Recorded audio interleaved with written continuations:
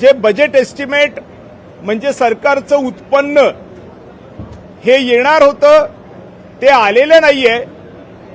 एकूण उत्पन्न राज्य सरकारचं किती येणार तर बजेट एस्टिमेट पूर्ण वर्षाचे 5,60,000 कोटी रुपये असे आहेत। त्यामुळे पहिल्या क्वार्टरमध्ये 1,40,000 कोटी रुपये राज्य सरकारच्या तिजोरीत येण्याची आवश्यकता होती, मात्र प्रत्यक्षात 78,000 कोटी रुपये आल्याचं वित्त विभागाने पत्र मला दिलेलं आहे, ज्याची प्रत मी पत्रकारांच्या समोर इथे दाखवू इच्छितो, जेणेकरून राज्याचे उत्पन्न वाढत नाहीये हे सिद्ध होतं। आणि म्हणून 1,40,000 कोटीपैकी जर फक्त 78,000 कोटीच पहिल्या क्वार्टरमध्ये जमा होत असतील तर उर्वरित पैसे कुठून आणायचे आणि कुठून राज्याचा खर्च भागवायचा हा प्रश्न राज्य सरकारला निर्माण झाला असावा। म्हणून उर्वरित 60,000 कोटी म्हणजे 57,000 कोटीचे पुरवणी मागण्या राज्य सरकारने आता मंजूर करून घेतलेल्या आहेत। अर्थातच पैसे नसल्यावर मागण्या मंजूर केलेल्या आहेत याचे दोन अर्थ होतात। याच बजेटमधून इतर डिपार्टमेंटमधून पैसे कापायचे आणि दुसऱ्या डिपार्टमेंटला द्यायचे किंवा नवीन कर्ज घ्यायचं। नवीन कर्ज ज्यावेळेला आपण घेतो त्यावेळेला नैसर्गिकरित्या व्याज वाढतो आणि तो व्याज आपल्या करातूनच भरावा लागतो। म्हणून कराचं उत्पन्न पुन्हा एकदा वाढवण्याची जबाबदारी सरकारवरती येते। ज्या वेळेला बजेट एस्टिमेटमध्ये अगोदरच 60,000 कोटी रुपये पहिल्या क्वार्टरमध्ये कमी आलेले आहेत त्यावेळेला राज्य सरकार महसुली उत्पन्न वाढवण्याच्या बाबतीमध्ये किती गंभीर आहे हे लक्षात येत असल्यामुळे निश्चित स्वरूपाने करातून पुढे उत्पन्न येईल याची कुठलीही खात्री नाही।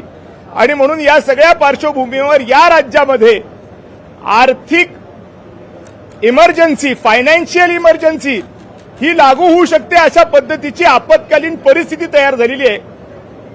सगळेच एका पक्षाचे आणि सत्ताधारी असल्यामुळे बोलण्याची ताकद कोणातच नाहीये। म्हणून मी माजी विधानसभा सदस्य या नात्याने राज्याची काळजीपोटी इथं कागदपत्र घेऊन आलेलो आहे। त्यामुळे हे कागद विधानसभा अध्यक्षांकडे मी आता सुपूर्द केलेले आहेत आणि मी मागणी केलेली आहे की जोपर्यंत महसुली उत्पन्नात वाढ होत नाही तोपर्यंत नवीन कर्ज घेण्याच्या भानगडीत सरकारने पडू नये। आणि आता सध्या माझ्या माहितीप्रमाणे आणि माझ्याकडे उपलब्ध असलेल्या कागदपत्राप्रमाणे छत्रपती संभाजीनगर जिल्ह्यामध्ये एकही आमदाराला एकही आमदार फंडाचा रुपया आलेला नाही। एवढंच नाही, जिल्हा नियोजन समितीला एकही रुपया आलेला नाही। एवढंच नाही, जिल्हा परिषदेला एकही रुपया आलेला नाही। आणि ही जी परिस्थिती आहे ही गंभीर परिस्थिती असल्यामुळे याच्यामध्ये तातडीने लक्ष घालण्याची आवश्यकता भासलेली आहे आणि म्हणून या पद्धतीने इथे मी आलेलो आहे। तशा पद्धतीचं पत्र दिलेलं आहे। क्रमांक 2, माझ्या वैयक्तिक आयुष्यामध्ये आणि माझी आई आता 79 वर्षाची झालेली आहे। आम्ही दोघंही खरं तर माझी विधानसभा सदस्य आहोत। माझे वडीलही विधानसभेत अत्यंत चांगल्या दर्जाचं काम करणारे व्यक्तिमत्व होते। आज आमच्यावरती मोठ्या प्रमाणावर गेल्या 6 वर्षापासून कौटुंबिक वादापोटी भयंकर त्रास सुरू आहेत आणि या बाबतीमध्ये देखील विधानसभा अध्यक्षांना या बाबतीमध्ये मी अवगत केलेला आहे की माजी केंद्रीय मंत्री रावसाहेब दानवे यांचा प्रचंड त्रास आम्हाला आहे आणि यातनं काहीही होऊ शकतं। याला सर्वस्वी जबाबदार सरकार असेल आणि म्हणून सरकारने आम्हाला प्रोटेक्शन द्यावं इथपर्यंत की आम्हाला घर देखील मिळू दिलेलं नाहीये, भाड्याचं घर मिळावं अशी सुद्धा व्यवस्था आमची झाली नाही। या संदर्भामध्ये सखोल माहिती विधानसभा अध्यक्षांच्या पटलावरती मी ठेवून आलेलो आहे आणि म्हणून या 2 प्रमुख गोष्टींसाठी मी आज विधानसभेत आलो आणि हे माझे मुद्दे मी विधानसभा अध्यक्षांच्या नजरेस आणून दिलेले आहेत। अर्थातच त्रास असताना देखील राज्य पहिलं, राष्ट्र पहिलं, राष्ट्रधर्म अगोदर म्हणून मी या वित्तीय बाबतीमध्ये सरकारचं लक्ष वेधण्याकरिता इथे आलो होतो।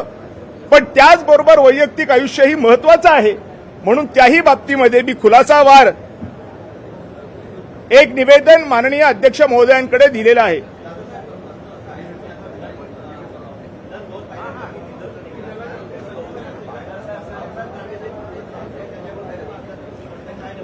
मी दोन्ही गोष्टी सांगू इच्छितो। जे आता पायऱ्यांवरती आंदोलन केलं त्याच्यामध्ये पहिली गोष्ट, आंदोलन म्हणजे ते एक निदर्शन होतं. मला माहित नव्हतं की माजी विधानसभा सदस्यांना तिथे परवानगी नसते. विधानसभा सदस्यांना पायऱ्यांवरती परवानगी आहे निदर्शन करण्याची, पण माजी विधानसभा सदस्यांना नाहीये याची पूर्वकल्पना नसल्यामुळे, आणि त्याचबरोबर महत्वाचा मुद्दा आहे, लोकांपर्यंत जायला हवा म्हणून देखील राज्याची आर्थिक स्थिती आणि माझ्या कुटुंबाची स्वतःची संरक्षणाच्या संदर्भातली असलेली स्थिती, दोन्हीही गोष्टींच्या संदर्भामध्ये जसं मी मगाशी म्हटलं, राज्याचीही काळजी वाटते आणि स्वतःचीही काळजी वाटते. दोन्ही गोष्टींच्या संदर्भामध्ये कॉन्क्रीट प्रूफ सकट सदर विषय अध्यक्ष महोदयांकडे दिलेला आहे. आणि आमच्या आणि माझ्या आईचं काहीही बरं वाईट झालं, मग कायदेशीर असो किंवा शारीरिक असो, या सगळ्या गोष्टींना जबाबदार केंद्रीय मंत्री रावसाहेब दानवे असतील, माजी केंद्रीय मंत्री. आणि सातत्याने हा त्रास आम्हाला होतोय आणि या त्रासाला वैतागून कधी कधी आत्महत्येस प्रवृत्तही होतो, पण शेवटी समाजाचं भान ठेवून थांबतो. कारण या निवडणुकीत देखील मला 67,000 मतं अपक्षात पडलेली आहेत.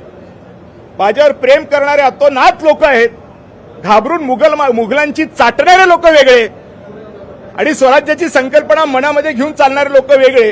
असे 67,000 लोक माझ्याबरोबर आजही आहेत. कदाचित ते लाख मताच्या वरती गेलेलं असेल, पण म्हणतात ईव्हीएम घोटाळा आहे आणि काउंटिंग घोटाळा आहे. माझ्या मतदारसंघामधला काउंटिंग घोटाळा महाराष्ट्रभर गाजला, कारण माझ्या मतदारसंघामध्ये फॉर्म 20 मॅचच झाला नाही शेवटपर्यंत. एकूण मतदान किती आणि एकूण उमेदवारांना किती मतदान पडलं याच्या फिगर मॅच होत नसल्याचं तुम्ही लोकांनी सातत्याने दाखवलंय.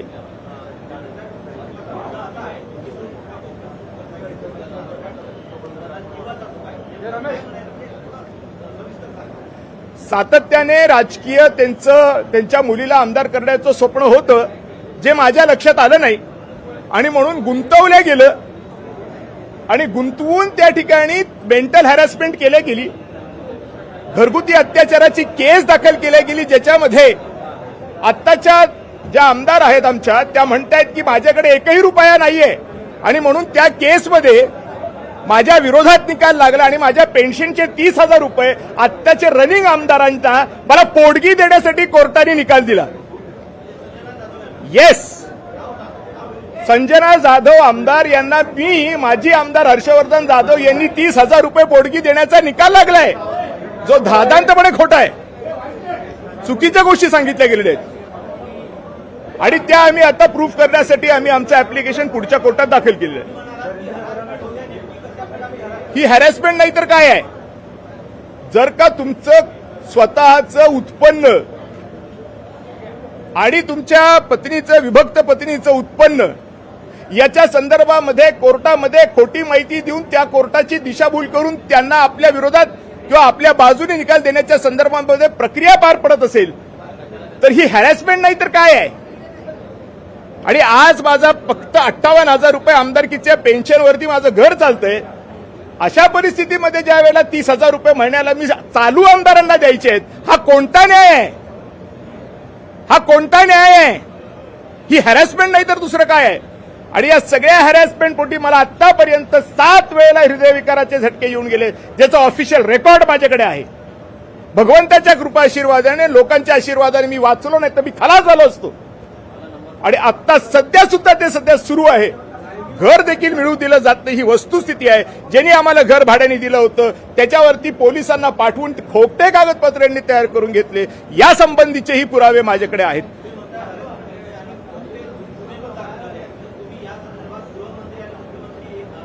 यांना आम्ही निवेदन दिलेलं आहे, पोलीस महासंचालकांना दिलेलं आहे. जे लोक मला आणखीन यांच्या माध्यमातून हॅरॅस करतायत त्यांच्या संदर्भातही निवेदन दिलेलं आहे, परंतु त्याच्यावरती कारवाई होत नाहीये आणि कारवाई ठप्प आहे.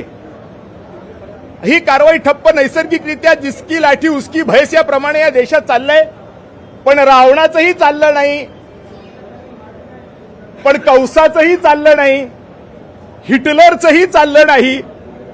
थोड्या वेळेसाठी मजा येते, भरपूर ॲटिट्यूड मध्ये माणूस जगतो आणि शेवटी त्याला स्वतःच्या डोक्यात गोळी घालून घ्यावी लागते, असा हिटलरचा आतापर्यंतचा इतिहास सांगतो.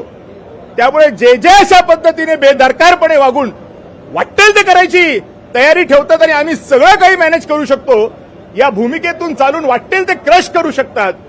त्यांना मला सांगायचंय की जरा महाभारत जरा रामायण वाचा, इतकं पण मस्तीला येऊ नका की एखाद दिवस असा उजाडेल की तुम्ही स्वतःच वैतागून स्वतःच्या डोक्यात गोळी घालून घ्याल.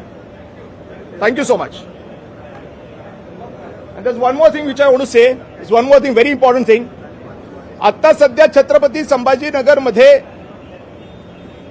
महापालिका आयुक्तांचा जे कारभार चाललेला आहे, माझ्या स्वतःच्या प्रॉपर्टीवरती, प्रायव्हेट प्रॉपर्टीवरती त्यांनी बुलडोझर चालवलाय. अशा प्रॉपर्टीवरती, ज्या प्रॉपर्टीला त्यांनी स्वतः ना हरकत प्रमाणपत्र दिलंय एका गॅस पंपच्या मंजुरीसाठी, म्हणजे स्वतः स्वाक्षरीत ना हरकत प्रमाणपत्र दिलेलं आहे, पण ती प्रॉपर्टी तोडली आहे. This is also mental harassment. Definitely राज्य सरकारच्या वतीने चाललंय. कारण का तिकडे रामा इंटरनॅशनल हॉटेलला हात लागत नाही, अनेक प्रोजेक्ट्सला हात लागत नाही, पण हर्षवर्धन जाधवच्या प्रोजेक्टला हात लागतो. कसा काय लागतो? आणि एवढंच नाही, शेवटचं तुम्हाला माहितीच तर सांगतो, या सगळ्या गोष्टी इतक्या घाणेरड्या आणि नीच आहेत की शेवटी मी निर्णय घेतला की मरणोत्तर जी काही शिल्लक प्रॉपर्टी आहे ती राज्य सरकारला दान करून टाकायची. आणि म्हणून मी तशा पद्धतीचं रजिस्टर्ड मृत्यूपत्र देखील दाखल करून टाकलंय, ज्याची प्रत तिकडे दिलेली आहे. मी मेल्याच्या नंतर सर्व प्रॉपर्टी उरलेली जी काही माझ्याकडे आहे ती राज्य सरकारला जाईल, अशा पद्धतीचं रजिस्टर्ड डेथ विल मी केलेलं आहे. त्यामुळे याच्यामध्ये हे सगळे इन्व्हॉल्ड आहेत आणि या सगळ्या इन्व्हॉल्वमेंट मधून याचं सत्य जेव्हा बाहेर पडेल त्यावेळेला ही मंडळी स्वतःच्या डोक्यात गोळी घालून घेतील, कारण यांना सहन होणार नाही. जे मस्तीत आणि अॅटिट्यूड मध्ये राहण्याने लक्झुरियस लाईफ जगण्याची सवय होऊन गेलेले असतात, त्यांना अचानक जर बॅड पॅच आला तर ते बर्दाश्त करू शकत नाहीत. आणि हे होणार म्हणजे होणार, कारण प्रभू श्रीरामाचाच विजय झालेला आहे, कृष्णाचाच विजय झालेला आहे. हे हायपोथेटिकल नाहीये.